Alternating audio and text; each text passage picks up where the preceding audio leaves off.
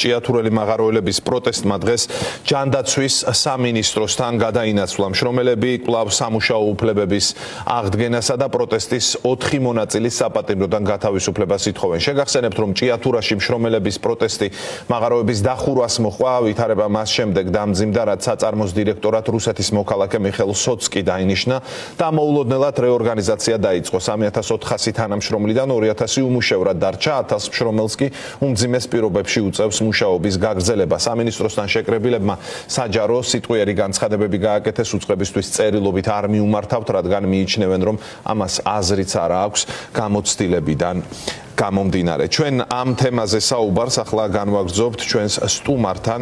პირდაპირ ჩართვა გვექნება მაღაროელ ირაკლი ჯიქიძესთან ერთად. საღამოშვიდობისა. დიდი მადლობა გადაცემაში მონაწილეობისთვის. ბატონო ირაკლი, დღევანდელი აქციის აი ამ აქტიურობის შედეგი რა იყო, რა თქვით თქვენ ამით, ამ პროტესტით და მეორე მხრიდან გვხვდებათ ერთგვარი კედელი, საიდანაც ამდენი ხანია უკვე არ არის პასუხი, რომელიც გადაწყვეტდა ამ პრობლემას. ანუ დავიწყებ ისევ და ისევ იმით, რომ ცხათვია უკვე ქუჩაში ვიმყოფებით ჩვენ 24/7-ზე ვართ უბრალოდ წესიერი მშრომელი ჭიათურელი მაღაროელი ადამიანები, რომლებიც აი ვიბრძვით პირველ რიგში ღირსების გამო. და რა არის ეს ღირსება? ანუ მიმდინარეობს სასამართლო პროცესები 4 ადამიანის, 4 მშრომელი ადამიანის, 4 ჭიათურელის, რომელიც უკვე 7 თვეა საპატიმროს მიღმა არიან და ელოდებიან განსაჯელს. და განსაჯელს ელოდება ისეთი ადამიანი, ჭიათურელი ადამიანისგან, დირექტორისგან, შუქრუთის მაღაროს დირექტორიდან, რომელიც თითქოს და დაზარალებულად იყო ცნობილი, ხელს ადევს ისეთ ადამიანს, რომელიც საერთოდ ტერიტორიაზე არ ყოფილა თენგის გველეციანს.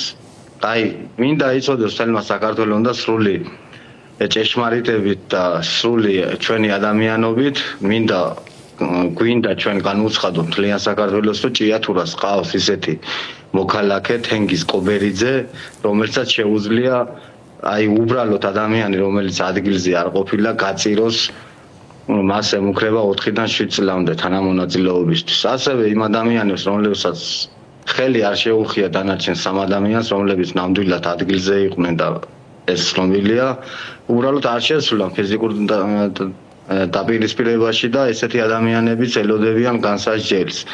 აი ეს განსაჯელი ხდება ზუსტად მიხეილ სოცკიდან დაწყებული ადამიანმა, რომელმაც გამოგვიგზავნა პაატა მოდებაზე ჭიათურელი კაცი, რომელმაც პირდაპირ აუგად მოიხსენია პრემიერ-მინისტრთან დაწყებული ხელისუფლება და ესე შემდეგ მათ გაყიდეს ეს ქალაქიო და რეალურად ვეთანხმებით ჩვენ მის ნათქვამს, მაგრამ ეს ადამიანი ზოგადად აქამდე რაც წარმოადგენს, რა მიზეზით იყო მოვლენილი ჩვენთვის უცნობია და აი თქვენთვის, მედიისთვის, ზოგადად ჟურნალისტებისთვის ძალიან გულშესახები უნდა იყოს ეს კონკრეტული პიროვნებები ჭიათურიდან საუბრობ, ჯორჯიან მანგანეძისთან საუბრობ. მიხეილ სოცკია ძირითადი პრობლემა მშრომელების, რომელიც ჩაგრავს, ასევე პაატა მოდებაზე, რომელიც წოდებით ყოფილა პოლკოვნიკი, მაგრამ წოდების გარდა მას მშრომელების მიმართ, რა ვიცი, რა ელემენტარული ღირსებაც არ გააჩნია, მხოლოდ შეგვირდა პირდაპირ მონობას, ვისაც გინდათ მუშაობა გაგიღებთ მაღაროს, ოღონდ უნდა იყოთ ჩვენი მონები. აი ეს იყო პირდაპირ დაბრალება კი არ არის, ეს იყო პირდაპირ ეთერში, ანუ მოსული იყო მაგის ლაივის არსებობს, ვიდეოს არსებობს, ასევე მას ეხმარება ძალიან აქტიურად თქვენთვის არ ვიცი რამდენად ცნობილია ეს ადამიანი ზურაბ ყანჩაველი, რომელიც არის CNC კომპანიის ერთ-ერთი სამეთვალყურეო საბჭოს წევრი. ადამიანი, რომელიც პატიმრის ოჯახებს შეპირდა მაისის შუა რიცხვებში, რომ მაქსიმუმ 17 ივლისს მაგ ადამიანები იქნებიან გარეთ.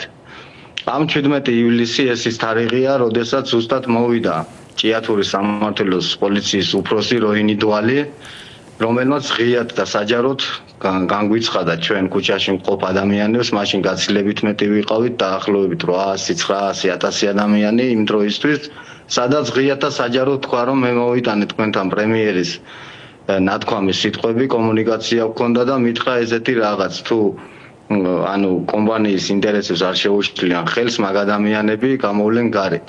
ჩვენ თავშივე ვიცოდით, რომ ეს იყო მტკნარი ტყუილი, სრულიად ტყუილი, მაგრამ ძალიან ძნელია, როდესაც სულს უკან გიდგას ოჯახის წევრი და აი ამ ადამიანის სიტყვებიდან გამომდინარე რაღაც განცდა უჩნდებათ რომ აი თურმე არ უნდათ ამ ადამიანების დაჭერა. ბატონო ირაკლი, გამოდის თქვენი სიტყვებიდან თუ სწორად გამოვიტანე ახლა მე დასკვნა რომ ეს 4 ადამიანი რაღაცნაირად მძევლად ყავთ აყვანილი იმისთვის რომ თქვენზეც განახორციელონ ზეწოლა. ასეა შეგიძლიათ დამიდასტუროთ რომ თქვენი პოზიცია ასეთია. ზუსტად ერთ-ერთი და პირველი ადამიანი ვინაც თავისი ხელმოწერით აი ჩვენს უკანონოდ ესე რომ ვთქვათ ჩაგვრას ემსახურება არის ბატონი მიხეილ სარჯველაძე შრომისა და ჯანმრთელობის მინისტრი. ასევე მათ ადგილზე ვინც არიან ჭიათურაში ყველა სახელდაგვარ საჯაროდ ვიძახით ეხმარებოდნენ მათ ამ გეგმის განვითარებაში, რადგან მხოლოდ უკანონოდ გადათხრილიყო მოკლე დროში მოიპოვონ მარგანეცი ყოველგვარი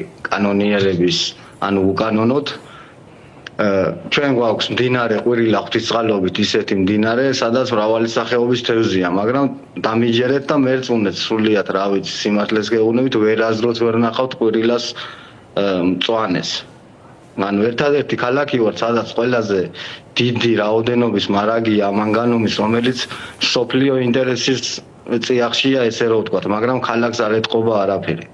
ასევე იმ დაკავებებში, რომელიც ჩვენ ამ ეტაპზე გვყავს 4 ადამიანი, აქედან სოლიდარობა მათ გულებს ვენაცვალე, მათ საღაზს ვენაცვალე, რომ ვერანაირი კორუფციის და ესე შემდეგ თანხების სანაცვლოდ და ესე შემდეგ ვერ მოისყიდეს და აი ზუსტად მათი აქტიურობის გამო იმ პერიოდში ჩემი თავით ვიტყვი, როდესაც მე ჩუმად ვიყავი და ისინი აქტიურობდნენ, ზუსტად აქტიურობის გამო დაიჭირეს და ამ დაკავებაში მონაწილეობა კერძოდ გიორგი ნეფარიძის დაკავებაში მიიღო საჩხერის უფროსის საჩხერის პოლიციის უფროსმა გოგა ლაბაძემ, რომლებიც შემოვარდნენ იმ კარავში, როდესაც მე მოშიშილე ვიყავი, იქედან აიყვანეს უბრალოდ გიორგი ნეფარიძე და ჩვენ აი საჯაროდ ვიძახით მათ ძალიან დიდი უღირსი საქციელი ჩაიდინეს ჩვენი წმინდა ხატების წინაშე, ჩვენი კუთხე გქონდა პატარა ეკლესია გვედგა, სადაც სანთელს ვანთებდით და უფალ შევთხოვთ ჩვენ ზოგადად ჩვენ ქალაქში სიმართლეს და ღირსების დაბრუნებას.